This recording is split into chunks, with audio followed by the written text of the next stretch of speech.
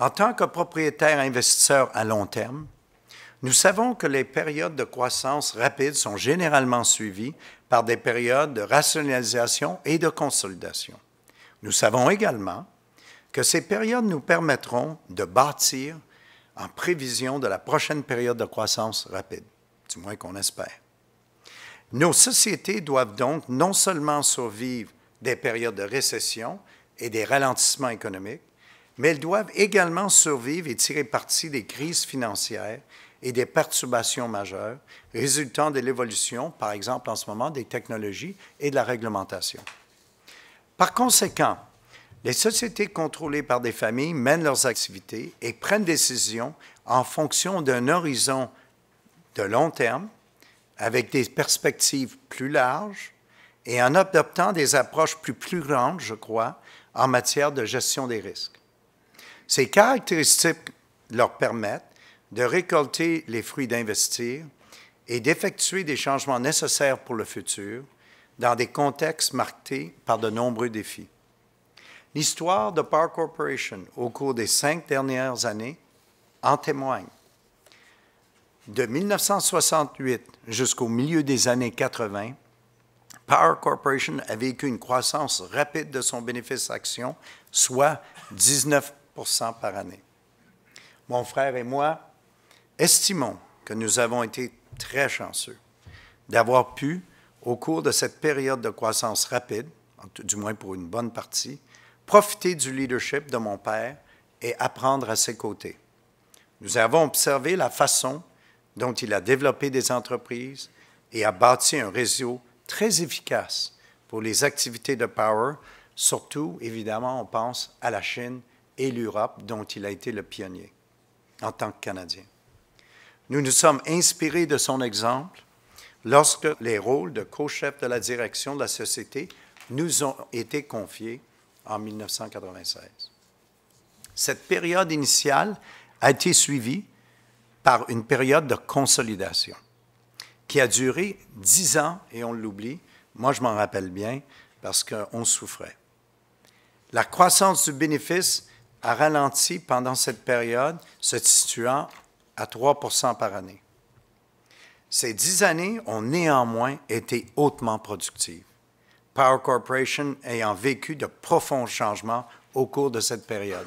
Et c'est très intéressant que Ray McPheeters soit ici, parce que c'est en cette période-là qu'on a changé en fait de direction et que Ray est devenu le président de la compagnie et a pris des étapes majeures à Winnipeg pour changer la direction de la compagnie avec notre groupe. Notre culture d'entreprise a évolué, passant d'une culture purement d'ailleurs entrepreneuriale, qui était celle de mon père, à ce que nous pouvons appeler une culture, je dirais, managerial entrepreneuriale, que mon frère et moi avons apporté à l'entreprise, avec évidemment les collègues que nous avons attirés et pu garder autour de nous. C'est-à-dire une culture où l'esprit d'entreprise et les aptitudes professionnelles de gestion se côtoient, se questionnent et se complètent mutuellement. Au cours de ces 10 années, nous avons entièrement réorganisé notre portefeuille, regroupant nos placements dans la Great West et le groupe Investors sous la corporation financière Power qui est née à ce moment-là. Nous avons procédé à un appel public à l'épargne pour le groupe Investors, à une émission d'actions pour la Great West Life, ce qui a eu pour l'effet de diluer le capital participant par la financière Power, mais a permis d'éliminer la dette au niveau de la société de portefeuille, réduire notre niveau de risque, en effet. Nous avons vendu le Montréal Trust et Consolidated Bathurst, jugeant que d'autres seraient meilleures positions pour développer et faire croître ces sociétés que nous. Et enfin, nous avons perfectionné notre modèle d'actionnariat actif et engagé, lequel signifie pour nous, nous impliquons activement dans les sociétés de notre groupe et siégeons à leur conseil d'administration afin d'avoir une influence directe et une création de valeur. Pendant cette décennie, nous avons résisté au chant des sirènes, nous incitant à faire des rachats par endettement. Nous avons plutôt décidé de nous concentrer sur un horizon à long terme et sur une structure financière prudente. En d'autres termes, nous nous sommes préparés à entamer ce qui est devenu la prochaine phase. En 1996, donc André et moi avions été nommés co-chefs de la direction de la société.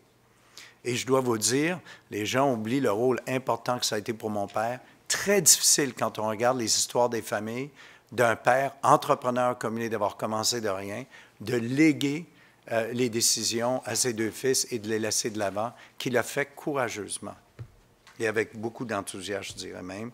Et grâce à notre situation financière d'ailleurs solide à ce moment-là, et à notre structure corporative qui était épurée, et notre culture, je dirais cette nouvelle culture managériale et entrepreneuriale, nous avons été en mesure de tirer parti du contexte d'affaires favorable. Nous avons misé sur la vague de démutualisation qu'a subi le secteur de l'assurance au Canada, principalement par l'entreprise d'acquisition. Notre bénéfice par action a enregistré un taux de croissance annuel composé de 16 % par année. Pour ceux qui préfèrent se référer à un rendement total pour les actionnaires, cet indicateur, en fait, atteint 20 % par année au cours de cette période. C'est alors qu'est survenu le plus important événement économique que nous avons connu, franchement, de notre vivant, c'est-à-dire la crise mondiale de 2008.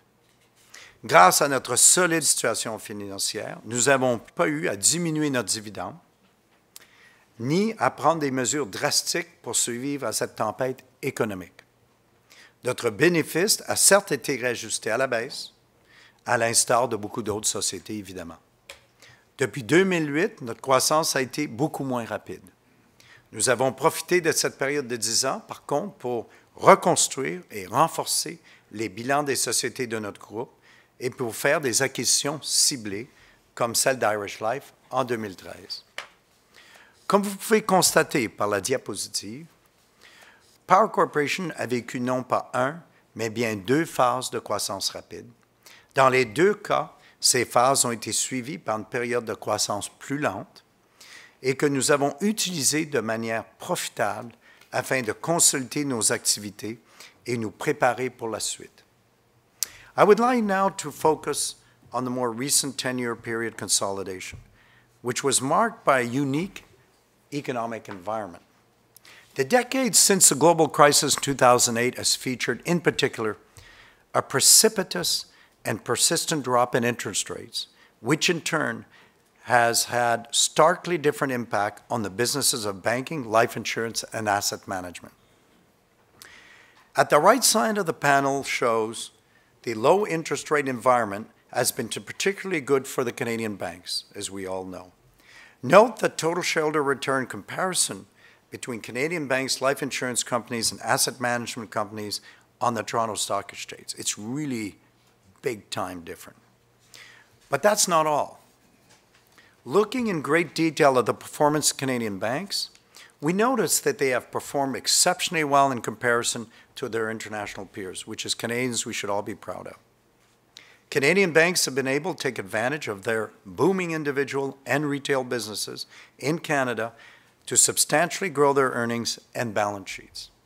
By contrast, during the same 10-year period, the individual business of the 3 major life insurance companies, including our subsidiary Great-West Lifeco, have more or less, as you can see, stagnated. Largely, this difference can be attributed to the fact that interest rates have stayed low at historic lows by any time period that you want to measure for this entire 10-year period.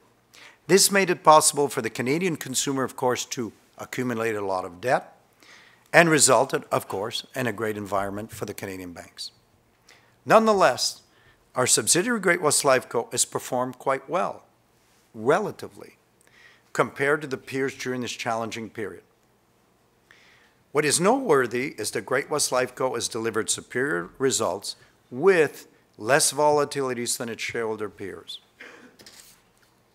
In fact, I remember in the middle of the crisis when we were ended, Moody's rated Great-West Life in all of North America as having the lowest loss of any insurance company on the continent. And that you don't see in the earnings, but it's a huge benefit to the group because we didn't have huge losses during this volatility that many of our competitors had in certain quarters.